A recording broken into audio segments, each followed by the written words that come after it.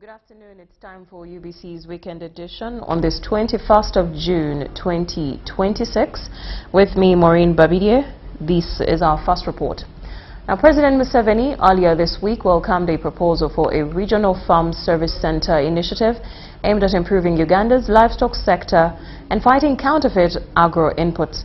The president was meeting a delegation from South Africa led by Andile Ramaphosa at State Lodge, Nakasero. The delegation presented a proposed partnership involving Namukenkera Farm Service Center, the National Animal Genetic Resources Center and Data Bank, and Ramaphosa. The partnership seeks to establish infrastructure for profiling, controlled breeding, harvesting and export of Ankole cattle genetics to the SADC region and other markets. Ramaphosa said the aim is to improve the quality of cattle in Uganda, drawing lessons from South Africa's livestock systems. Now, President Museveni applauded the team for the proposal, saying such ideas can contribute to the transformation of Uganda's agricultural sector.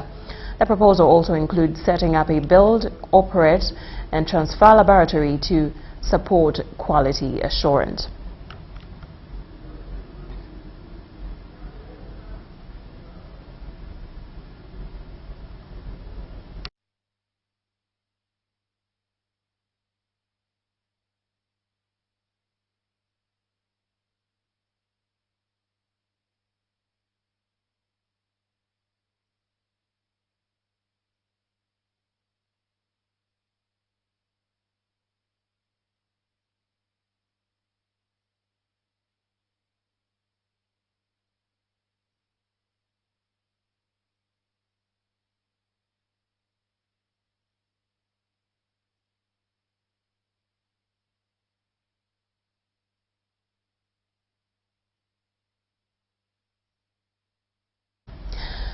In more news, the president of the People's Front for Freedom, PFF, Elias Lukwago, was this week cited at Kira Division Police Station, according to sources from his political party. The party's deputy president, Dr. Moureen Babirye, said Lukwago urgently required to see his private doctor for his routine medical checkup, given the health state in which he is currently. Moureen has further thanked the general public for their concerted effort and demanding the release of Elias Lukwago. Take a look.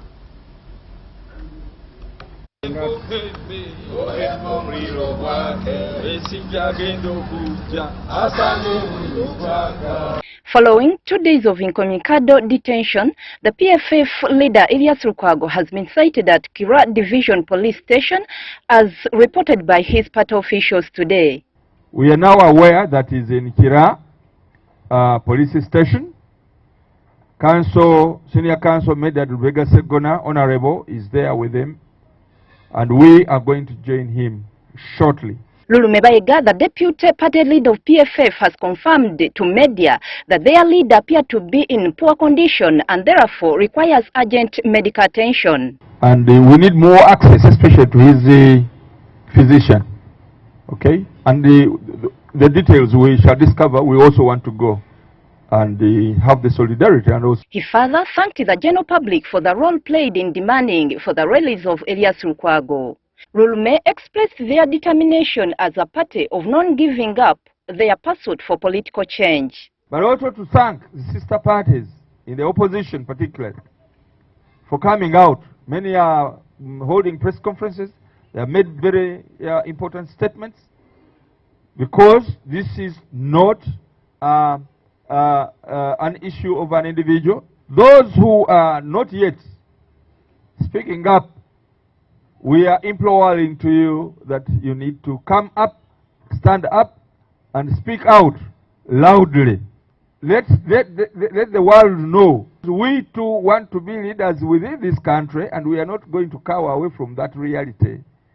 We have prepared ourselves to let Uganda be led in the best way possible that can benefit all of us, and we shall never run away from that mission. Lukwago has been taken to Machinde Magistrates Court and remanded until 22nd June 2026. Shiba Nanteza, Joseph Chigozigolola for UBC.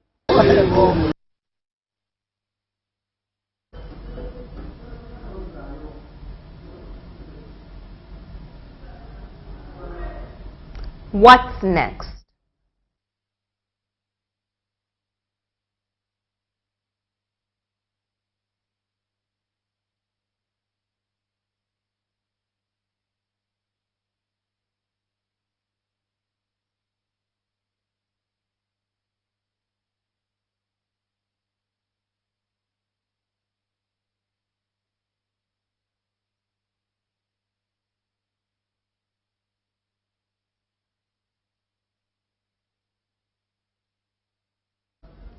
Leader of opposition in Parliament, Joel Senyonyi, is pushed for an early recall of the House from recess to debate rising cases of alleged abductions and what he calls a growing threat to the rule of law.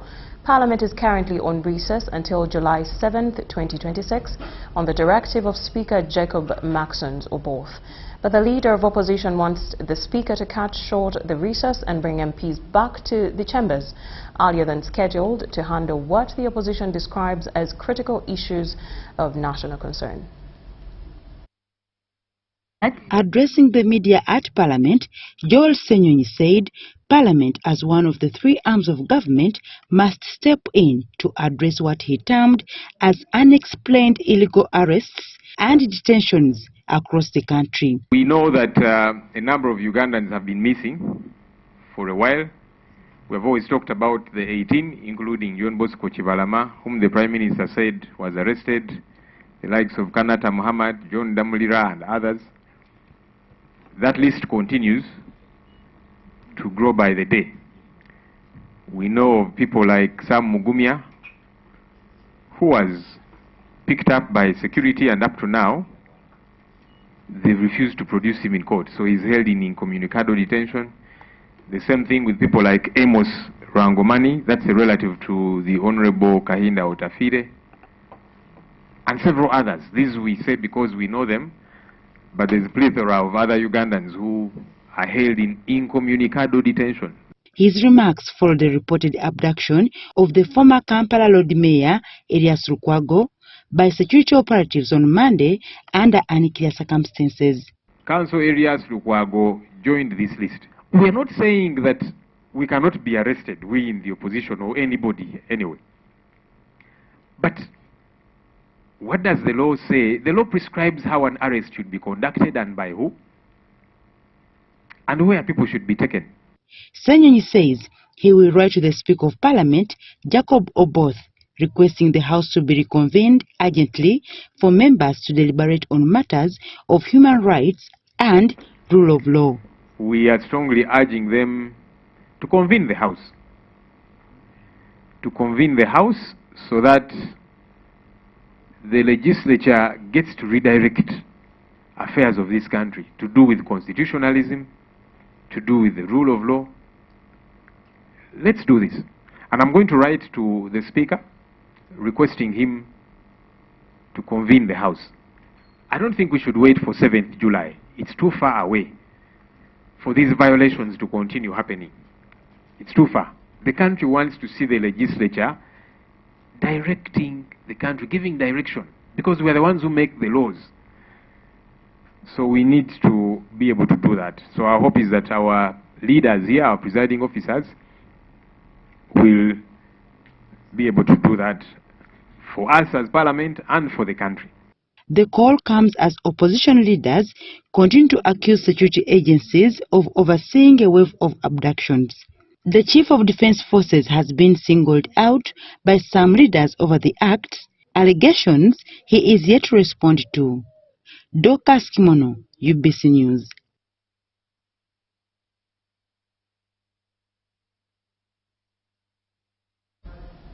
In other news, as the world marked World Refugee Day, the importance of inclusion for all children, especially those living in refugee camps, remains paramount.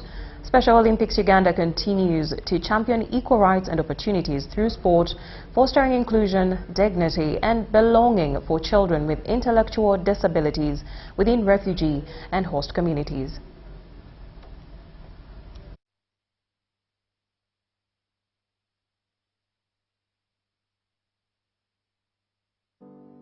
Due to the decades-long Congo War, many have fled to Uganda, which currently hosts nearly 2 million refugees and asylum seekers. Over 130,000 have a disability. Tukakimbia mpaka tunafika pembeni ya maji. Kutoka pale tunakamata nini mtumbu ya motero. Tunakwenda. Tunafika kwa Songa Kondo.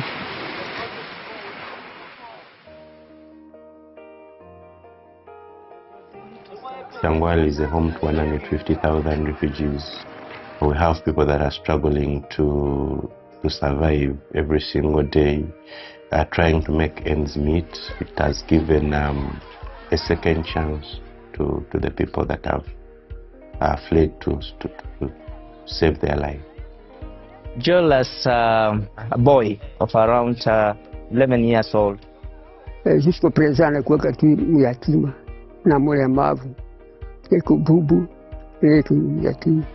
Na hata sasa tuko wazazi wake, hakuna wazazi wengine. Unapenda yule. Once you have intellectual disability in this kind of setting, education is not for you. Nobody wants to associate with you, maybe apart from your closer caregivers, who also look at you as a mistake.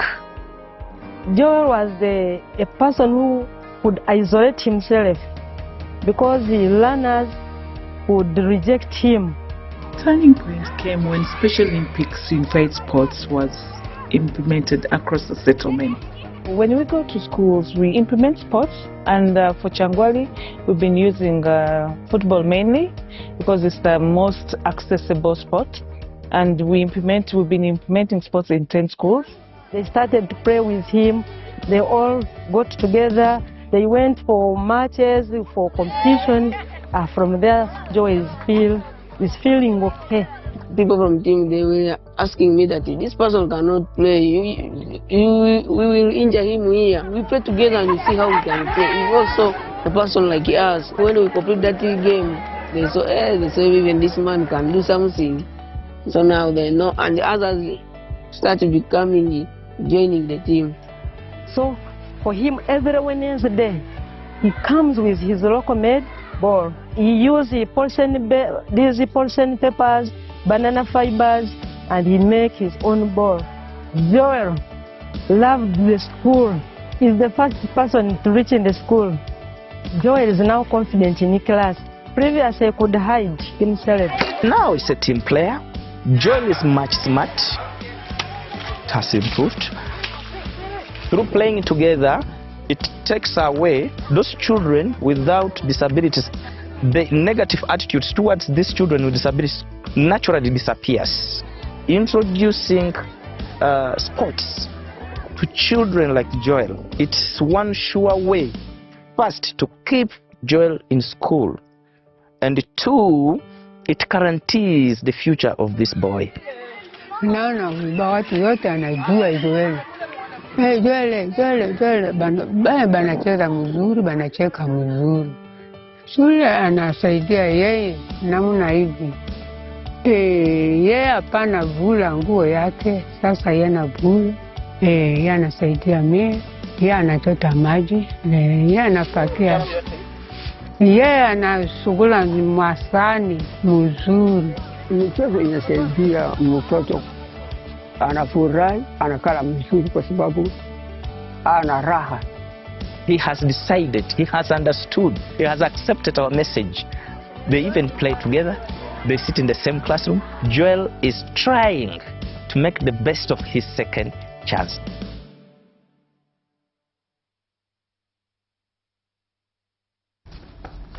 Now, in more news, the government has been urged through the Ministry of Gender, Labour and Social Development to strengthen measures that compel fathers fulfill their responsibilities towards their families. The call follows concerns that many expectant and delivering mothers are abandoned by their partners, leaving them without basic necessities during childbirth. Its annual regional charity outreach, the Good Samaritan Club of Katikamu SDA Secondary School has extended support to vulnerable mothers at Mbale Regional Referral Hospital. Last year we were in northern Uganda, and this year we have decided to come to the east so that we also help our mothers who are trying to make a life, to earn a living, because the economy out there is not very stable, we know, and they're struggling. Mothers, sometimes they're single mothers who come to the hospital and they don't have someone to help them. The students donated assorted essential items to mothers in the maternity ward, reaffirming the club's commitment to giving hope and practical support to vulnerable mothers of society. We decided to come to Mbale Hospital to donate to them, to give them. We've given them sugar, salt, rice.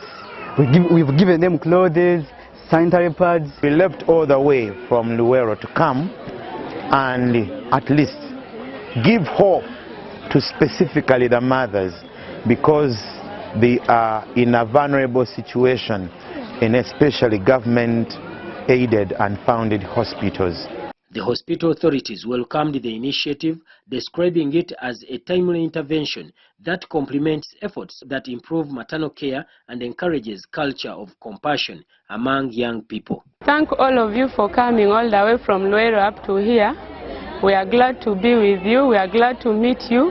We are excited. The patients are very happy for what you have brought for them, and they say you should not stop there. You should keep coming.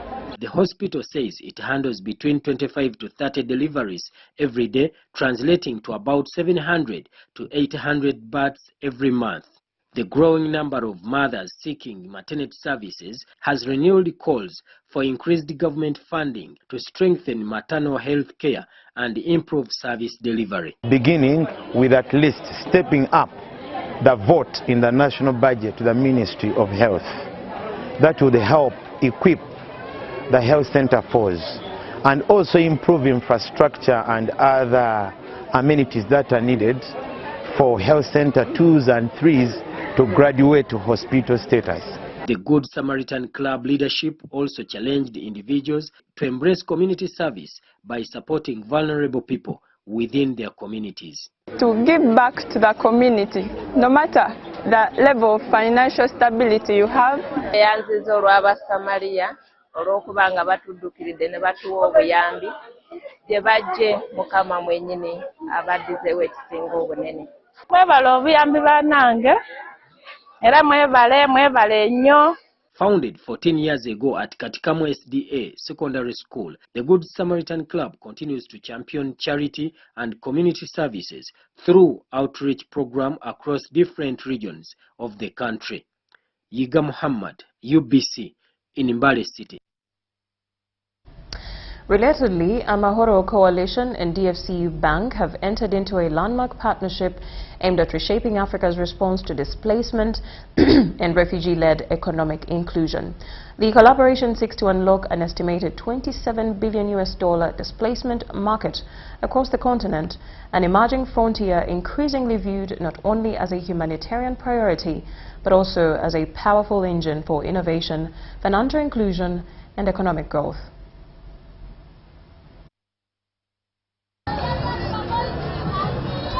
Across Africa, forced displacement continues to reshape economies, communities and opportunity structures. Yet alongside these challenges, a new narrative is emerging, one that positions refugees and host communities as active drivers of enterprise, resilience and economic growth. It is within this context that the Amahoro Coalition and DFCU Foundation have entered into a strategic partnership aimed at unlocking economic potential within displacement-affected communities. Yes, there will be commercial return, but what drives us is what impact can we make? How do we grow alongside the communities? And we are also privileged to have, shareholders who are very impact-driven. Whether it is Rubber Bank that's very focused on agriculture, Norfund, FMO, as well as the Danish fund IFU.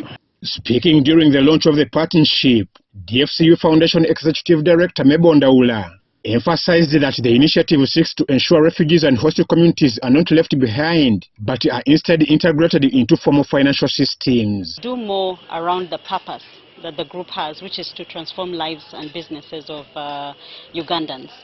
Now, Amahoro Coalition has been working with refugees and displaced persons across Africa for quite a number of years, and they have very good experiences and lessons from Africa that really we can draw on as a financial institution and an institution that's here to support the sustainable development of small and medium enterprises.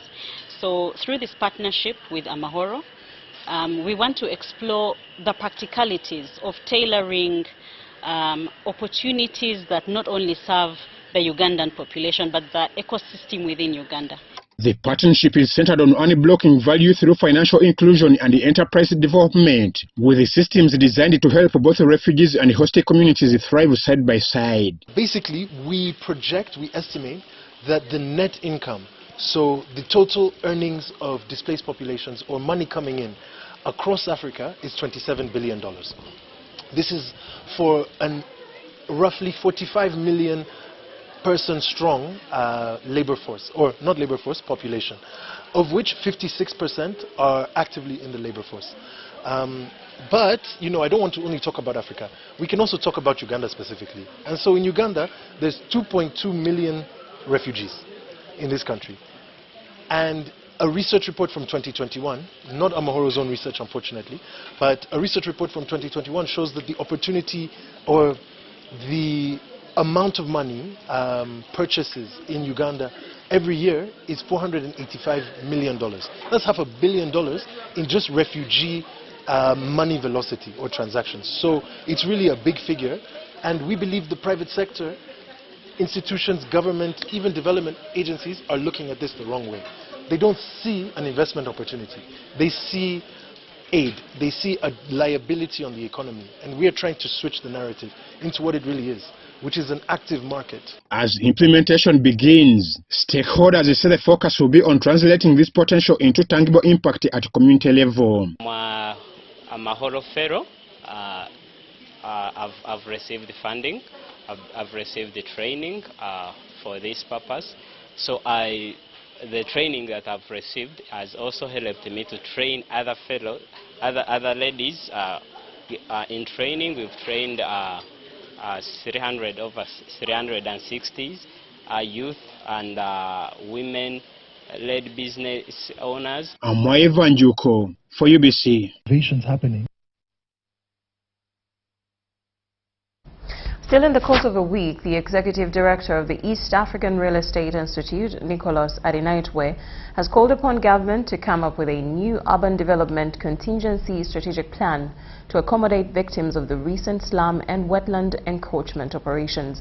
The move follows the recent NEMA evictions in peri-urban wetland areas of Lubiji, Busabala, among others.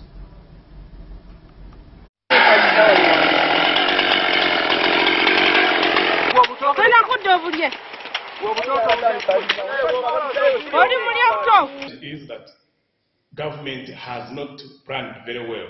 What we need to do is to plan for these people, because they wouldn't be there if government had tried to help them in order to keep them in places where they want to have their houses and affordable houses.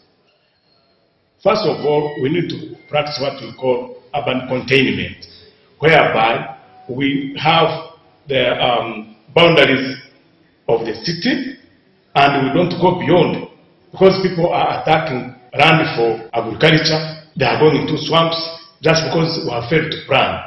What we need to do is to have like slum upgrading by developing some areas within the city, the intercity, even the in-burbs, government to look for accommodation for its people.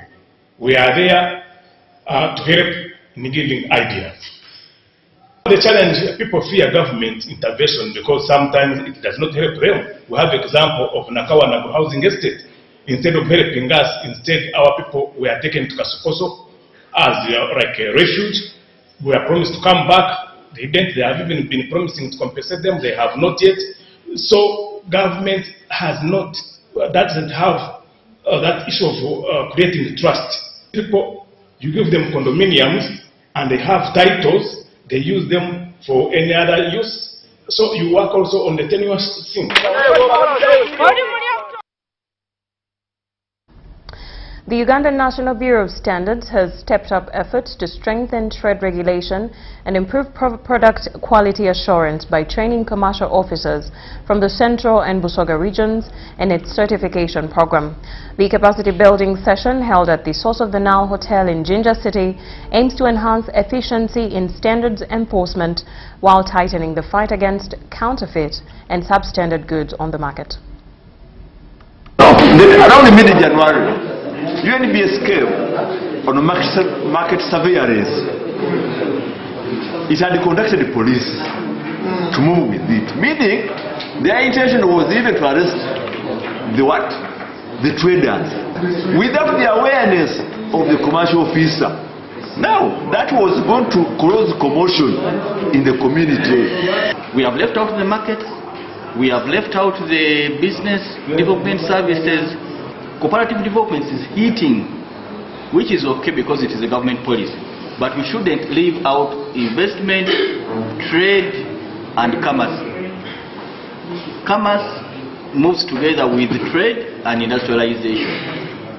And industrialization comes from the cooperatives. So we should appreciate and we learn more so that we cocktail the entire thing. There's been a lot of complaints about issues of Chomax, where people have been like talking about the bureaucracy on how to get it.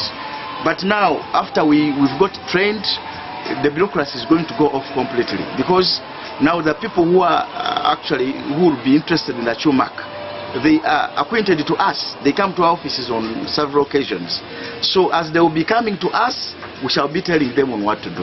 And we are ready also, because we are here to support Uganda and we are here for Uganda. We are going to go and carry out massive sensitization to the small-scale manufacturers.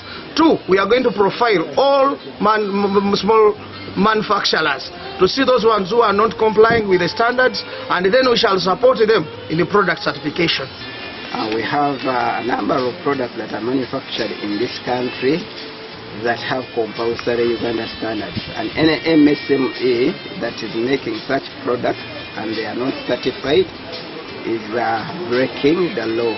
So we are also requesting MSMEs to take certification of their products, not only as a regulatory requirement, but something that will make them sustainable on the market. So we advise them to get their products certified. Then finally, I advise all consumers in Uganda to consider buying certified products, because that's the only way they will get value for their money, and they will mitigate the risks associated with buying substandard products that can harm their health and also lead them to poverty. You've heard from the horse's mouth. Now, as Uganda continues to promote skills-based education under the new lower secondary curriculum, schools still call for increased government support to effectively deliver hands-on learning. Now, school administrators say although they have embraced the competency-based curriculum, they continue to face challenges, particularly inadequate training equipment and limited resources needed to facilitate practical lessons. With the need to address youth unemployment, the government introduced a competency-based curriculum that incorporates vocational and practical skills training alongside academic learning. The curriculum has enabled the learners to acquire employable skills before completing school, with some students already using the skills gained to generate income and contribute towards their school fees. We are also thanking God for the Department of Vocational Skills which we are having in this school at Wampewontake Secondary School. Our UCE students, those are the O-level students, by the time they leave this school, they leave with the 2 certificates. They leave with the usual certificate of UNEB that is given after 4 years. But in their 3rd year, while they are still in senior 3, we present them for vocational skills training, and today we have been celebrating with them.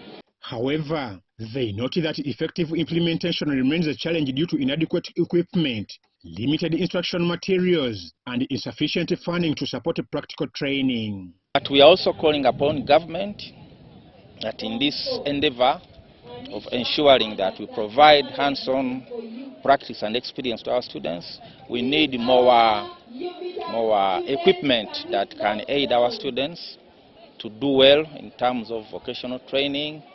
The appeal was made during the school's graduation ceremony for students who successfully completed hands-on training programs, as well as a Thanksgiving service held to celebrate 60 years of nurturing learners and equipping them with practical skills. The Thanksgiving service was led by the Bishop of Namirembe Diocese, Right Reverend Moses Banja, who also confirmed more than 70 Christians. The bishop urged Christians to remain steadfast in observing 10 commandments and to embrace the biblical teaching of loving one another. When you have the capacity, you have the resources that can help others. Share, learn to share. Work together as brothers and sisters. Help each other. Even you, among you students, as you study here, as you work hard, there are those of you who might be a little weak. But it's very, very important to work together. The bishop also applauded the government for introducing the new competency-based curriculum, noting that it is equipping learners with practical skills that can enable them to become self-reliant and productive members of society. Bishop Obanja further condemned the growing cases of mob justice and murders reported in different parts of the country, saying such acts undermine the sanctity of human life and contradict Christian values. We need to be able to follow our God, who is the author of love. When he loved, he sacrificed. Let us continue to sacrifice to others like he did, if we are true followers of God.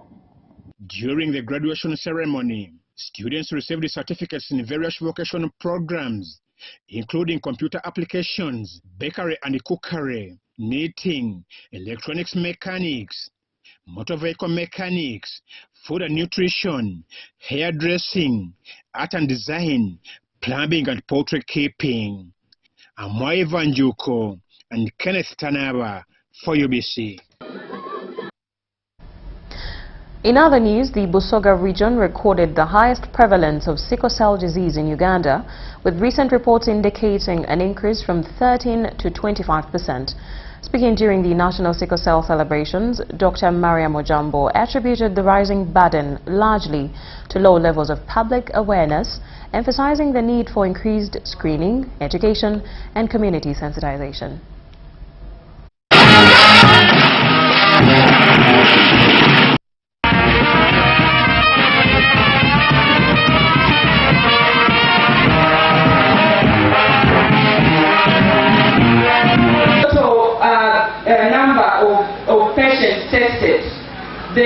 The ones that have sickle cell disease are at about 1.6%.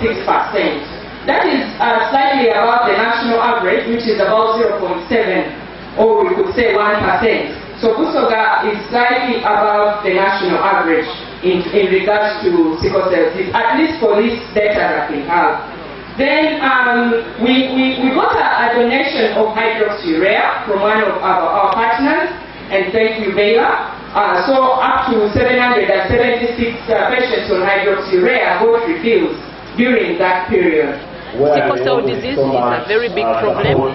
In Uganda, we have about 20,000 children that are born with sickle cell disease every year, and up to 80% of these will die before the age of 5 because they don't know their status. So the activities we are looking at as we commemorate today and what we've been doing in this Busoga region for the past month is to test people so that they know their status. The way we can decrease the number of births of sickle cell disease is for people to know their status, so that if they are carriers of sickle cell disease, they do not get children together, because the possibility of getting a sickle cell disease child is very high. We must carry the outreaches beyond the commemoration into every health center, into every school, every place of worship, and every household in this sub-region and beyond. I therefore call upon the local governments, district, city administration, and all partners to sustain the community level of awareness, testing, and linkage into care as a routine health service. Not a one-off event, but a permanent feature of how we can deliver health services in the region. Everyone who is tests positive today for the trait must receive informed counseling on reproductive. Now, the United States recently marked 250 years of independence, and its relationship with Uganda continues to grow beyond diplomacy and trade.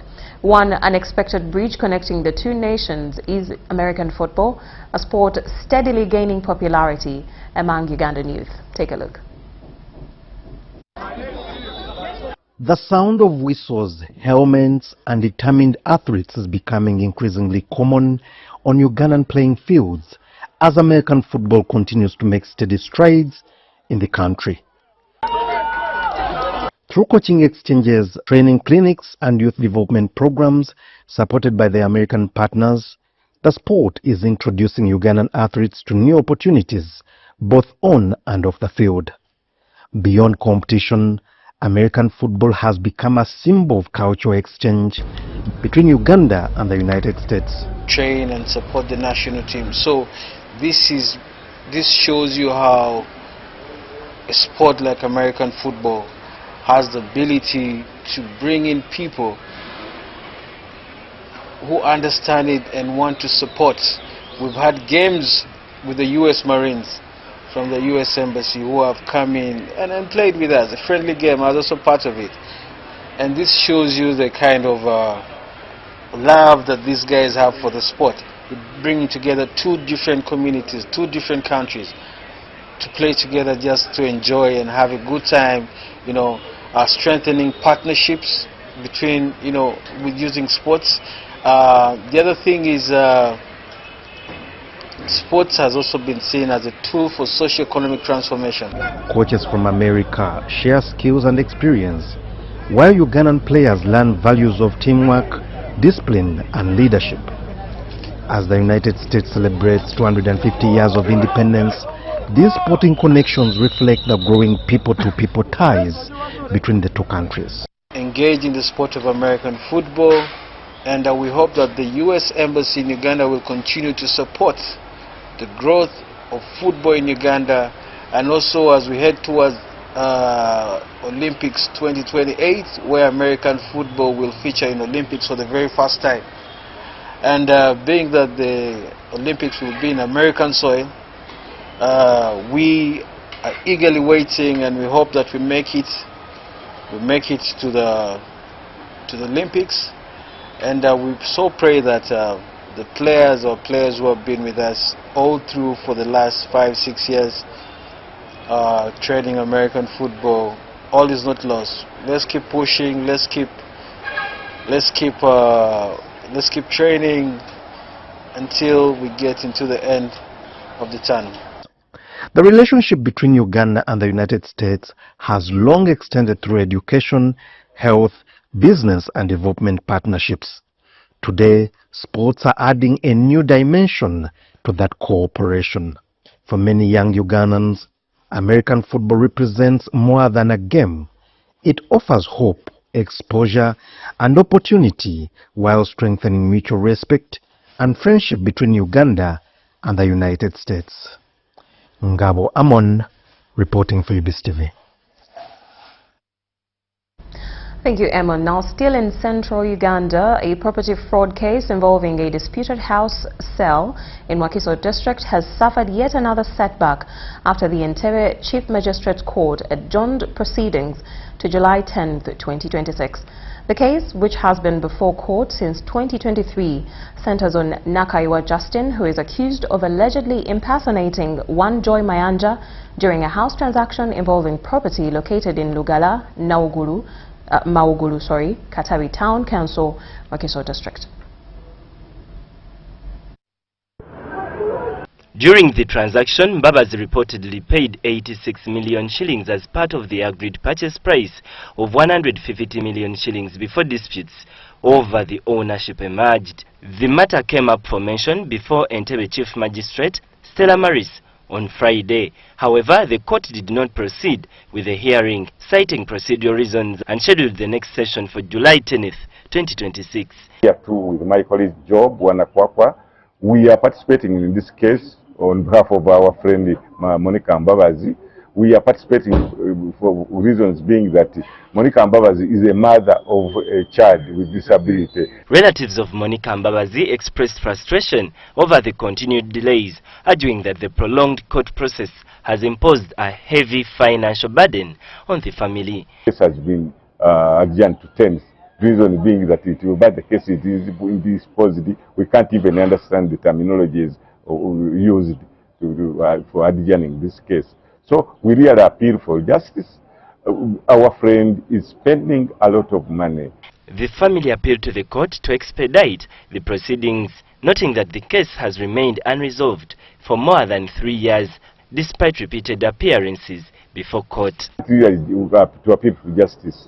Today, 22nd May, the case was adjourned to today, and we had a hope, very much hope, that there will be something very significant to be done today about the case. Unfortunately, it has not been so. The latest adjournment means that both parties will have to wait several more weeks before the matter can proceed, extending a legal battle that has been already drawn. Concern from the complainant's family over delays in the administration of justice.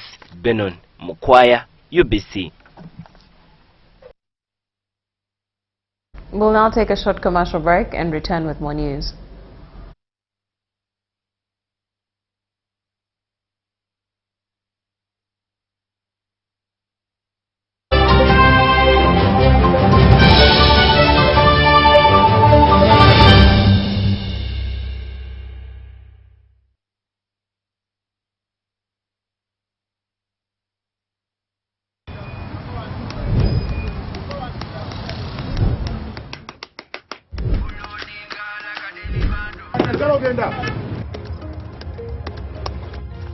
And that's it for today.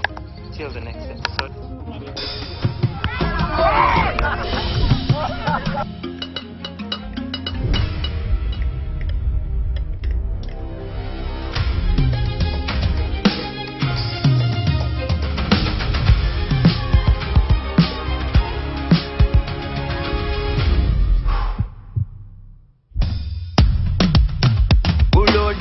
Like a daily bando, like a daily bando, like a daily bando. Omuliro nguwulira mulimu mutima kukankana like drums. Kalakata, kalakata, enendungu ya kusabula. Mikono tu, free of fire, free of fire, free of fire.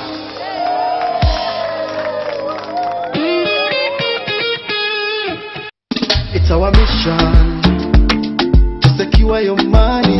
Protecting your money is as important as earning it. It is for this reason that the Deposit Protection Fund of Uganda, DPF, was established by the government of Uganda to provide deposit protection to customers of regulated financial institutions. In the unlikely event that your commercial bank, credit institution or microfinance deposit-taking institution fails, the DPF will pay you up to 10 million Uganda shillings. Keep your personal information such as national identification number, mobile phone or an alternative bank account updated with your banker. Terms and conditions apply. For more information, contact DPF at Aha Towers, Plot 7 Lodell Road, Kampala. Call 0312-206-400 or visit our website at www.dpf.or.ug. We are the DPF. We protect your money. Protection Fund of Uganda. Makerere Institute for Social Development, a certified institution for higher learning, invites applicants for certificates and diploma courses like accounting and finance, procurement, journalism, tailoring and fashion design, with many other skills tailored courses. Our institution is compliant. First of all, it is recognized by National Council for Higher Education. We are certified. Registration number is UBB 187. Tested and tried since 1995, Makerere Institute for Social Development is your solution when it comes to quality education. You may apply for January, May, August intakes. Find us along Sir Apollo Kagwa Road, opposite Makerere University Sports Ground. Our tuition is affordable with a state-of-art facilities. Early birds stand a chance to grab themselves bursaries. MISD or Makerere Institute for Social Development, facilitating your career.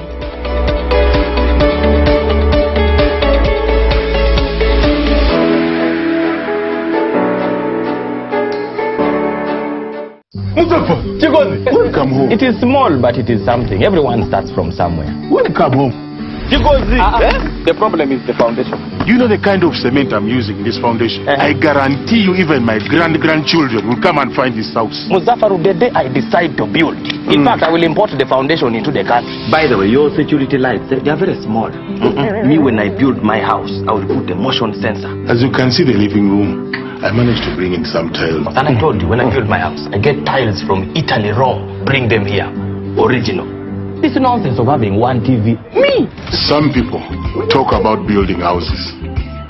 Others build them. Do you have land? I am working on it. You buy your buy today and get the job done. Strong, reliable, available at hardware shops countrywide. Yes. It hasn't been easy at all. know. But with your buy, chiba chibwa. So you buy, your buy. Oh, chiba. I'm called Awidi Isabella. I'm studying from Villa Maria School of Nursing. I've won a school fees with the MTN Momo. This school fees you win for a full year, which I'm very happy for it. I thank MTN Momo for helping me in paying my school fees. We've paid all the fees for the year. Thank you very much, because on Wednesday, the principal told me, look for my man and bring my man. I told her, me, I don't have man, and you have to wait until I get the money. But when I left our office, at 3, they called me that you've won the money from Momo. I said, how does it happen? As long as you pay school fees using Momo, you stand a chance to win school fees for a year. Dial *165 *80# to win school fees for a year and more.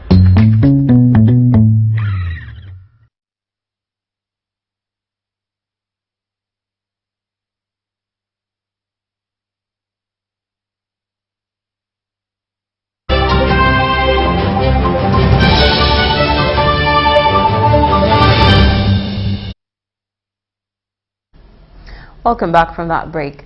Now, the Joint Clinical Research Center has commended the government of the United States for the partnership that has strengthened Uganda's HIV response and research over the years.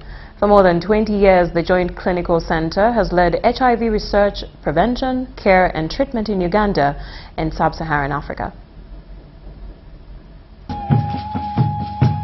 The management of the Joint Clinical Research Center has applauded the strategic collaboration with the United States government in a number of health interventions, notably HIV response and TB.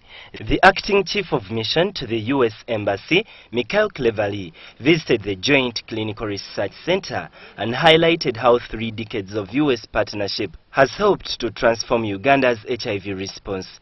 And he was here to see the Joint Clinical Research Center as one of the institutions where we have partnered with the U.S. government. We've been receiving U.S. government support from 2003 under the PEPFAR. We previously received money through USAID, then CDC, and now it's the Department of State.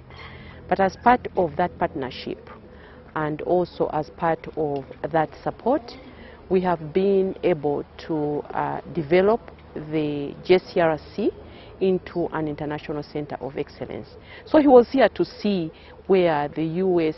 government money has been spent and actually what we have done and what we have on the laboratory systems and epidemic preparedness, with support from the U.S. Centers for Disease Control and Prevention and in partnership with the Ministry of Health Department of National Health Laboratory and Diagnostic Services. Joint Clinical Research Center has helped build laboratory capacity. Even research for HIV cure, we are talking about cell and gene therapy, we are talking about biomanufacturing as an institution so that we can manufacture here in Uganda. And I think we've been repeatedly told by the former Minister of Science, Technology and Innovation that we have to innovate products and we have to commercialize products. And that is the way we are going to sustain ourselves. It's not just HIV. We're doing a lot of research. Some research is on sickle cell disease and a lot of other research which has contributed globally to improvements in the health sector. The Joint Clinical Research Center now operates a number of regional centers of excellence whose laboratories are accredited by the College of American Pathologists and South African National Accreditation Services.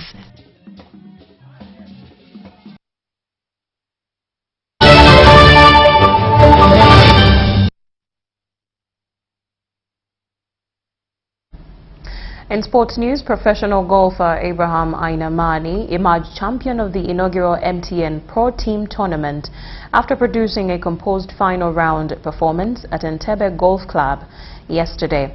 Ainamani finished the four-day championship on 4 under par 280, carding rounds of 72, 70, 68 and 70 to claim the historic first title. He held off a determined challenge from David Kamulindwa, who finished second on 2 under par 282 after rounds of 72, 66, 73 and 71, just 2 strokes behind the winner. Rodel Gaita completed the podium in third place with a total of 1 over par 285. Irene Nakalembe finished 6th overall on 4 over par 288, making her the first and highest placed female golfer in the tournament. The successful 4-day event marked the first edition of the MTN Pro T at Entebbe Golf Club, bringing together over 30 Ugandans leading professional golfers. In football for last 2 months, and yeah, I really put in time to become a winner. So my short game was off.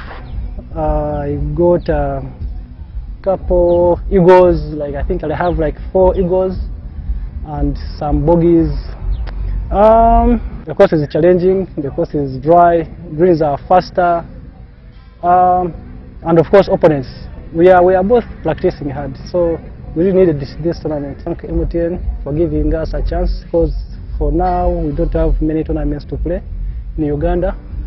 Some of us we have been going to Kenya for events, but if we can have as many as we have now, we can be here and compete. I'm not feeling okay with my performance because they came here to win the tournament. No one recognized the second person. So at some point I felt I had the lead, because I messed up on number 14 after getting a double bogey. So if I made a good decision, right now I will be the winner. So I need to go back on the drawing board and see what happened. So I'll go talk to my coaches and see how few things we are going to fix and see how we are moving forward.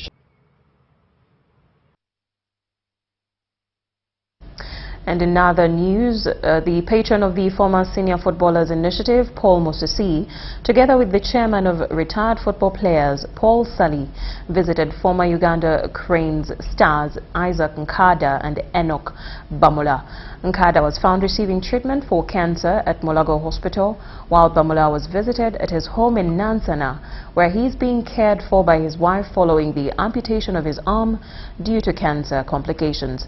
The former Footballers Initiative extended support to the 2 former players by purchasing medication to aid their treatment and pledging to support their business ventures. The delegation also visited a small business operated by Bamula's wife and provided financial assistance to help her expand and sustain the enterprise.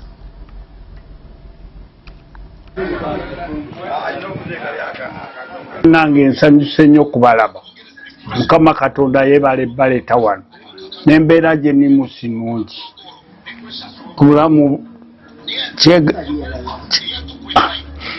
kyetaaga ntwalibweko mu ddwaliro bamale okutekinga kiki ekinnuma, kubanga embeera sobola nakwekyusaako ddagala lino.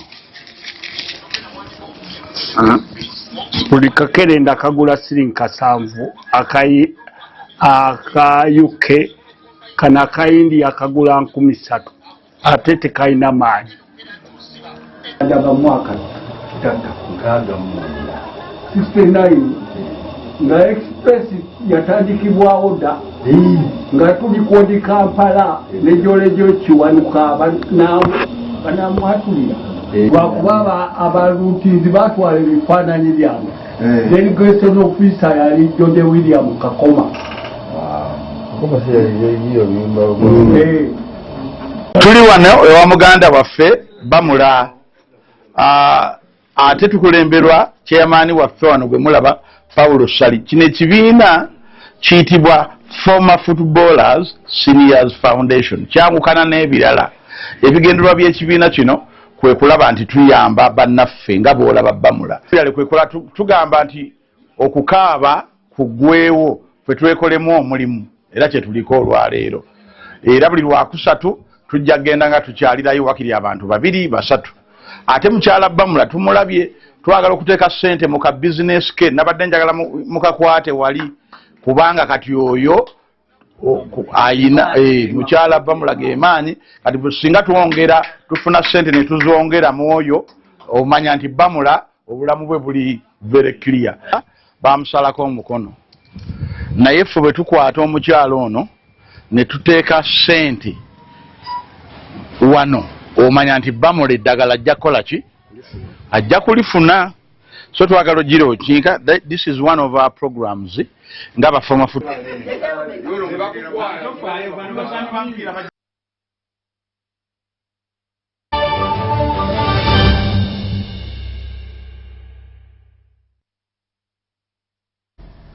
And there you have it. Fashion, decency and humanity never runs out of fashion.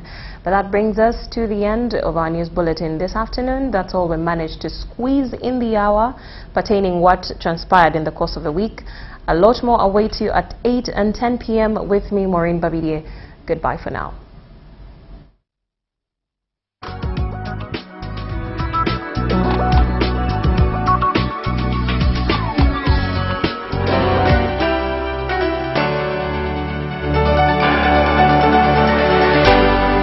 UBC